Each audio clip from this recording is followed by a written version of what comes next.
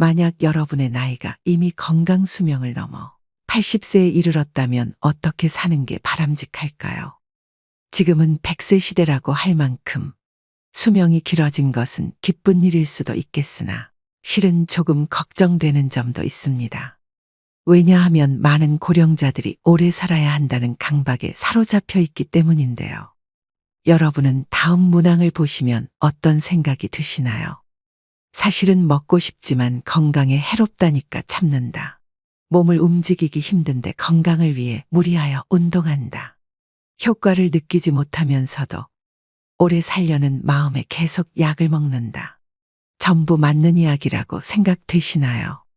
나이가 들수록 건강에 해로운 건 피하고 건강에 이로운 것은 꾸준히 실천하는 게 당연하다는 생각이 드는데요.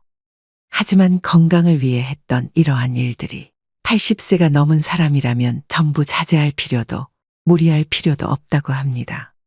그래서 오늘은 우리의 일반적인 상식과는 다른 이야기를 해보려고 합니다. 80세의 벽이라는 책이 있는데요. 저도 50대인데다 부모님 두 분 모두 80대시다 보니 관심이 가더라고요. 그래서 이 책을 읽어보니 지금까지 부모님을 대했던 저희 태도는 순전히 내 관점이었구나 하는 반성을 하게 됐습니다. 또 일반적으로 알고 있었던 상식을 뒤집는 부분들이 많아서 앞으로 노후를 생각해야 되는 우리 50대, 60대 분들에게도 도움이 되겠구나 싶어 이 책을 소개해 드립니다. 현재 남성의 평균 수명은 82세, 여성은 88세입니다. 이 평균 수명은 앞으로 점점 더 증가해서 인생 100년, 100세에 가까워질 것입니다. 그렇지만 아무리 오래 살 수 있다고 해도 건강 수명이 늘지 않으면 누군가의 손길을 필요로 하거나 침대에서 생활해야 하는 기간만 길어질 뿐입니다. 그 기간은 현재 남성이 9년, 여성이 12년입니다. 건강하지 못해도 오래 살고 싶다라고 생각하는 사람도 있을 테지만 가능하면 힘차고 건강하게 살아야 됩니다. 80세 이후는 70대와는 완전히 다릅니다. 어제까지 가능했던 일이 오늘은 안 되는 상황을 수없이 맞닥뜨립니다. 컨디션 난조를 겪는 일도 잦아집니다. 무거워서 드는 것조차 못하게 되는 암담한 순간을 맞게 되는 나이입니다. 또 치매인가 라는 생각에 자신감을 잃는 일도 있을 겁니다. 리모컨을 어디에 뒀는지 기억조차 없는 당황한 상황을 자주 겪기도 하는데요. 배우자나 가까운 사람의 죽음을 경험하면서 하루아침에 고독이나 절망에 사로잡힐지도 모릅니다. 순식간에 생로병사의 거대한 벽이 거친 파도처럼 덮쳐오는 것이죠. 이처럼 80세의 거대한 벽을 제대로 넘지 못하면 노년의 생활은 말 그대로 지옥이 되는 건데요. 반대로 말하면 우리가 이 80세의 벽을 잘 넘게 되면 행복한 20년의 노후를 보낼 수 있다는 얘기이기도 합니다. 여러분은 행복한 노후와 불행한 노후, 어느 쪽을 선택하시겠습니까? 오늘은 이 책을 바탕으로 80세의 벽을 잘 넘는 방법을 6가지로 나눠서 소개해 드리겠습니다. 80세의 벽을 넘어서는 방법 첫 번째, 자식보다 배우자가 낫다. 나이 들어 함께 여생을 보내고 싶은 누군가가 생긴다면 재혼도 행복의 선택지 가운데 하나가 될 수 있는데요. 하지만 재산이 있는 부모라면 자녀들이 재혼을 반대하고 재산이 없는 부모라면 자녀들이 축복한다고 합니다. 왜 그럴까요? 재산이 있으면 어차피 상대방의 목적은 재산이니까라며 자신에게 돌아올 유산의 몫이 줄기 때문에 반대하고, 반대로 재산이 없으면 좋은 사람을 만나서 참 다행이에요. 외롭지 않고 행복한 노후를 보낼 수 있겠어요라고 한다고 합니다. 하지만 머릿속 한구석에는 부모님의 돌봄을 기대하는 계산도 들어있기 때문이죠. 70대 전반까지는 재혼 이사가 있으면 자녀들을 설득해서 재혼하는 사람도 많지만 이처럼 80대가 되면 자녀들의 반대에 꺾이는 사람이 늘어납니다. 그래서 결국 재혼을 포기하고 외롭게 지내다가 노쇠해져서 돌봄을 받으며 생활하게 되죠. 그렇다고 재혼은 반대라고 했던 자녀가 돌봄을 책임지는 것도 아닙니다. 나이 들어서 병들고 아프면 자식들은 소용없고 결국 배우자밖에 없습니다. 실제로 어떤 연구에 따르면 60대 이상을 대상으로 조사한 결과 배우자와 함께 하는 사람들이 가장 행복감을 느끼고 삶에 더 많은 가치를 부여하며 살고 있다고 하는데요. 그래서 아무리 자식이 효도를 한다고 해도 배우자만 못하다는 겁니다. 내가 외롭고 아플 때 옆에서 지켜주는 사람은 배우자지. 가까이 살아도 쉽게 얼굴도 안 보여주는 자식들이 아니라는 겁니다. 몸이 아파서 급하게 보호자와 동행해서 병원을 방문해야 되는 일이라도 생긴다면 매번 자식들에게 부탁하기도 눈치 보입니다. 또 멀리 살고 있다면 급한 일이 있을 때 큰 힘이 못 됩니다. 미운정 고운정으로 같이 살고 있는 배우자만큼 남은 인생의 소중한 동반자는 없다는 얘기입니다. 그러니 배우자가 살아있을 때 서로에게 최선을 다하며 지내야 합니다. 만약 여러분에게 물려줄 정도의 자산이 있다고 하더라도 추억을 만드는 데 쓰거나 자기 행복을 위해 쓰도록 해야 됩니다. 80세가 넘은 고령자는 지금 당장 병이 들고 움직이지 못하게 된다 해도 전혀 이상할 것이 없습니다. 내일 죽게 될지도 모를 일입니다. 그러니 후회 없는 시간을 보내야 합니다. 물론 자녀를 위해 재산을 남기는 그 자체에서 행복감을 느끼시는 분들도 있으실 겁니다. 하지만 노후의 최고 자산은 추억입니다. 서서히 몸이 약해지고 행동 반경이 좁아지다가 결국 마지막에는 침대에서 보내는 날이 많아집니다. 이때 버팀목이 되어주는 것이 바로 그때 참 즐거웠는데라는 추억들입니다. 재산을 자녀에게 남기기 위해 자신이 하고 싶은 일을 참는 것만큼은 절대 하지 말아야 합니다. 80세의 벽을 넘어서는 방법 두 번째, 할 수 있는 일은 포기하지 않는다. 이제 80세가 됐으니 무리하지 말아야지 하면서 그동안 해왔던 일들을 그만두시는 분들이 많습니다. 하지만 가지고 있는 능력을 유지하는 것은 80세의 벽을 넘기 위해 꼭 필요한 자세인데요. 스스로 할 수 있는 일들을 제대로 안 하고 멈추는 순간 순식간에 늙고 세상과 이별할 수 있습니다. 그래서 80대가 돼도 운전면허증을 반납하지 마시고 운전이 가능하면 계속 하시라고 권해드립니다. 고령자는 인지기능이 저하되어 운전하면 위험하다라고 단정짓는 행위는 완벽한 차별이라고 생각되는데요. 20살 대학생이 고급 외제차를 타고 고속도로를 폭주하다가 사망사고를 내면 큰 뉴스거리가 되지 않지만 80의 남성이 경자동차로 아내를 병원에 데리고 가다가 사고를 내면 비난을 받습니다. 실제로는 24세 미만의 운전자가 사고를 내는 비율이 더 높은데도 고령자에게만 위험 딱지를 붙이고 있습니다. 80대가 교통사고를 내면 언론에서는 큰일이라는 식으로 기사를 냅니다. 이러한 사회 분위기와 더불어 나이 들어 운전면허증을 자진 반납하면 지원금을 주는 제도가 있다 보니 면허증을 반납하시는 분들이 많습니다. 하지만 아직 충분히 운전을 할 수 있는데도 허둥지둥 면허를 반납할 필요는 없습니다. 반납해버리고 나면 6년 후에 돌봄을 받게 될 위험이 2.2배나 증가한다고 하는데요. 이처럼 건강을 위해서라도 가능하다면 운전을 계속 하셔야 됩니다. 운전뿐만 아니라 80대에도 배우고 싶은 것이 있다면 적극적으로 배우셔야 하고요. 건강한 노후 생활을 보내는 가장 중요한 방법 중 하나가 노후에도 배움을 지속하는 건데요. 80세가 넘었다고 집에만 계시는 것은 수명을 단축시키는 가장 안 좋은 방법입니다. 마음 맞는 친구를 만나든 취미 생활을 즐기시든 무언가에 흥미를 가지고 몰두하시는 것이 좋습니다. 80세의 벽을 넘어서는 방법 세 번째, 참지도 말고 무리하지도 말자. 80세가 넘어 사망한 사람을 부검하면 대부분 몸에서는 암이, 뇌에서는 알츠하이머 병변이 발견된다고 합니다.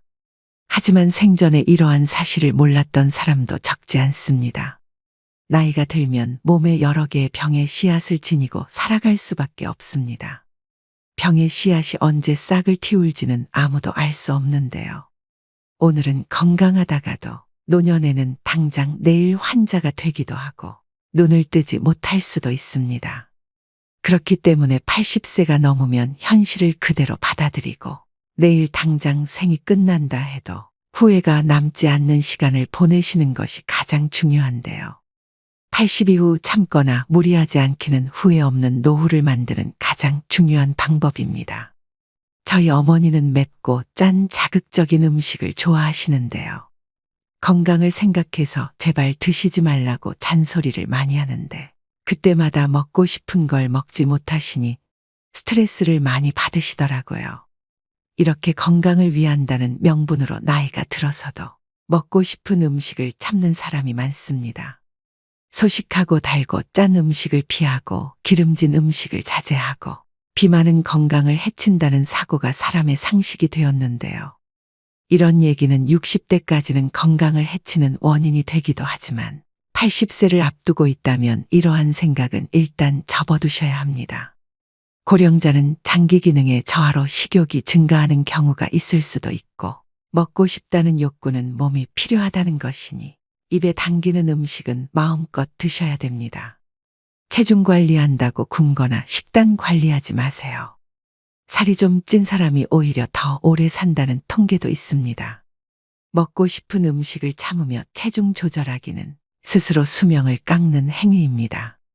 채식이 좋다고 매일 풀만 드시지 마시고요. 나이 들수록 단백질 섭취가 가장 중요하기 때문에 고기를 많이 드셔야 합니다.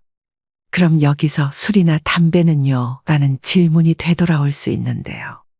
술도 드시고 싶으시다면 몸에 주는 부담을 생각해서 저녁 반주를 즐기는 정도가 현명합니다.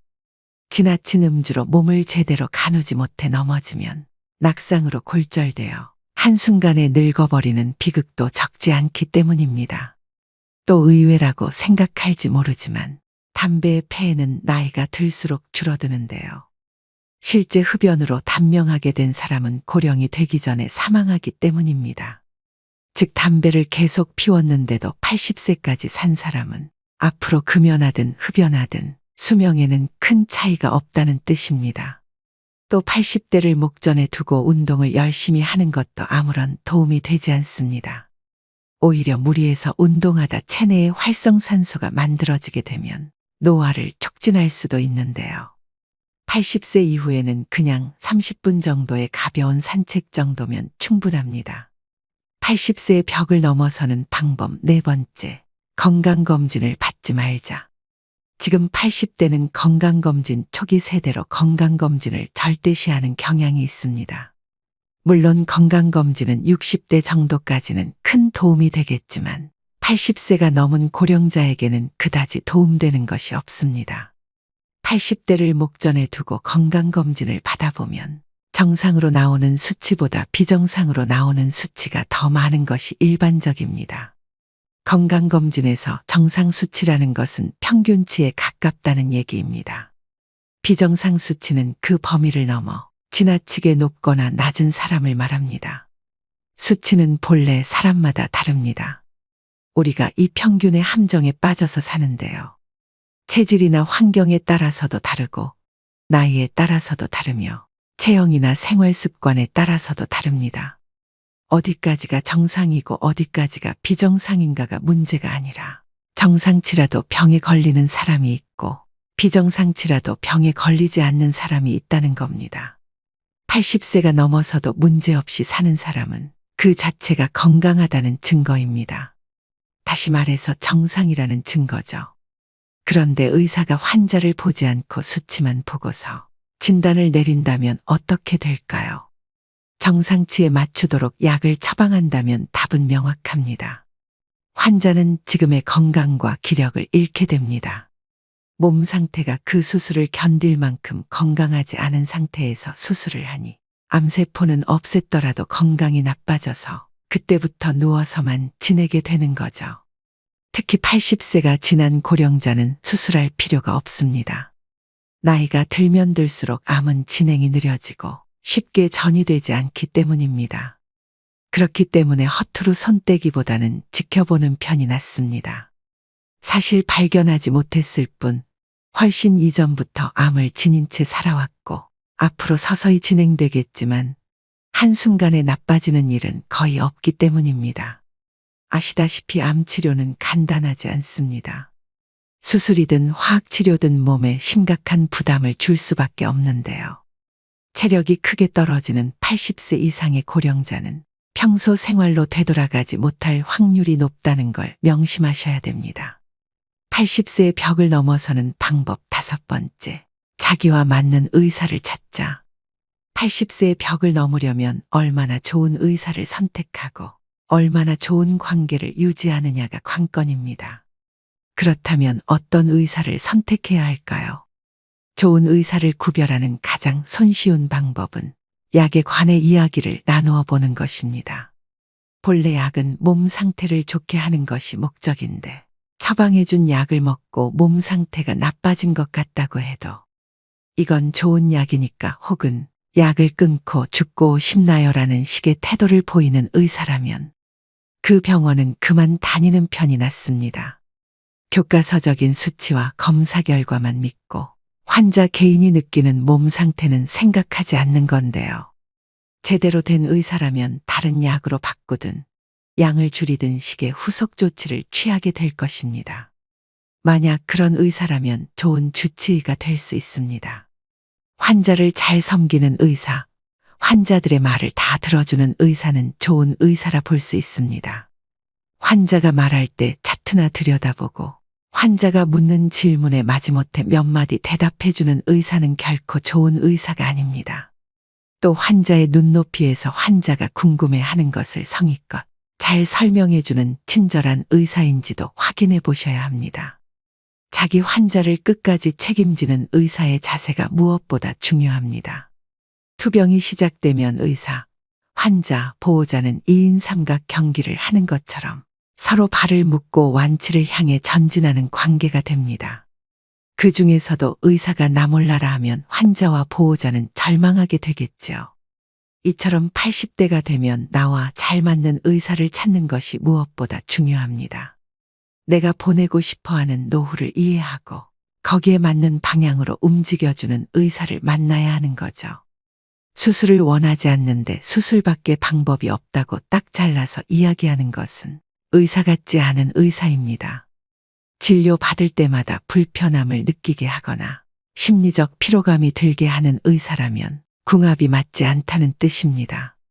나와 맞지 않는 의사에게 진찰받는 것은 말년의 지옥행 버스에 오르는 격이죠.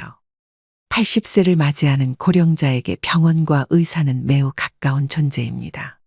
소중한 내 몸을 믿고 맡길 수 있는 의사를 만나는 것은 행운이라고 할 수 있습니다.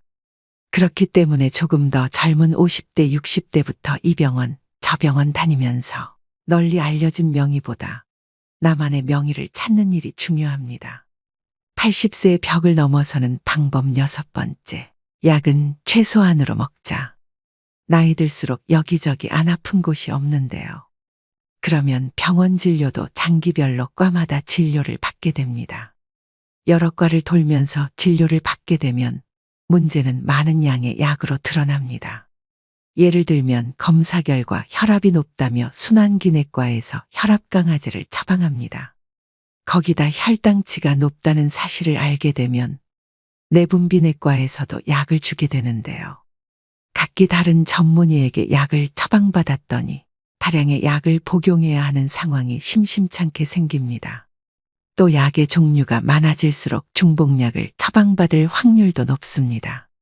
예를 들어 소화 기능이 떨어지는 경우에는 약의 위장을 보호해주는 위장약이 들어가는데 다른 목적으로 처방된 약들을 함께 복용하게 될 때 위장약이 포함되어 있으면 중복으로 복용하게 되는 셈입니다.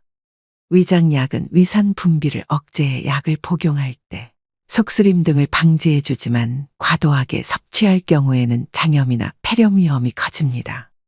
또 순환기 전문의가 진료를 하고 나서 높은 콜레스테롤 수치를 약으로 낮추면 면역 기능이 저하되고 암이 진행되기 쉬우면서 감기나 독감에도 쉽게 걸립니다. 혈관계 이상으로 죽는 게 아니라 암이 진행되거나 폐렴으로 죽게 될 수 있는 거죠. 이렇게 되면 약이 되는 것이 아니라 독이 될 수도 있다는 사실을 기억하셔야 합니다. 이런 장기별 전문 진료 체계는 60대까지는 효과가 있지만 80대 전후에는 별로 도움이 되지 않습니다. 특히 고령자일수록 많은 약을 함께 쓰면 문제가 됩니다. 물론 꼭 먹어야 하는 약도 있으므로 모든 약을 끊을 수는 없지만 일상생활의 활동 수준을 방해하지 않도록 최소한에 머물러야 합니다. 머리가 아프면 두통약을 먹고 위가 아프면 위장약을 먹으면 됩니다. 필요할 때 필요한 만큼만 먹는 것이 약의 올바른 사용법입니다. 약을 계속 먹어야 오래 산다는 근거는 어디에도 없다는 사실을 기억하셔야 됩니다. 오늘의 영상 어떠셨나요? 80세의 벽은 높고 두꺼우나 벽을 넘는 방법 6가지를 소개해드렸습니다. 종합적으로 강조드리고 싶은 것은 싫은 걸 억지로 참지 말고 좋아하는 일을 하는 것입니다. 아무리 후회해도 지난 날은 돌아오지 않습니다. 내일 일은 아무도 모릅니다. 내일은 내일의 바람이 붑니다. 그것이 인생입니다. 그러므로 자신의 인생을 있는 그대로 받아들이기만 하면 됩니다. 어떤 것이라도 두려워하거나 걱정하지 마세요. 원하는 일을 하고 먹고 싶은 음식을 먹고 만나고 싶은 사람을 만나고 하고 싶은 말을 하면서 살면 됩니다. 이것이 행복한 노후와 불행한 노후를 가르는 기준입니다. 불량 노인이어도 됩니다. 사람 좋은 척하면 건강이 불량해집니다. 여태까지 사람들의 눈치를 살피고 사양하느라 하고 싶은 일을 참으며 살아오셨을 겁니다. 그런데 80세가 넘어 참거나 무리하게 되면 몸과 마음이 지치고 건강이 나빠집니다. 지금까지 애쓰고 고생하며 살아왔으니 앞으로는 원하는 대로 살아보셔야 합니다. 80세가 넘은 고령자라면 그렇게 살아도 됩니다. 인생에는 다양한 의미의 오르막과 내리막이 있지만 오르막에서도 내리막에서도 행복은 생각하기 나름입니다. 행복이란 무엇인가에 대한 답은 사람마다 다르겠지만 최고의 행복은 다름 아닌 즐기는 능력이 아닐까 싶습니다. 즐길 수 있어야 진정한 100세 인생입니다. 80세의 벽을 넘어서 앞으로 20년 하루하루 새로운 도전을 즐기셨으면 좋겠습니다. 오늘도 노후의 지혜와 함께 해주셔서 감사드립니다. 황금빛으로 무르익어가는 여러분의 지혜로운 인생을 언제나 응원합니다.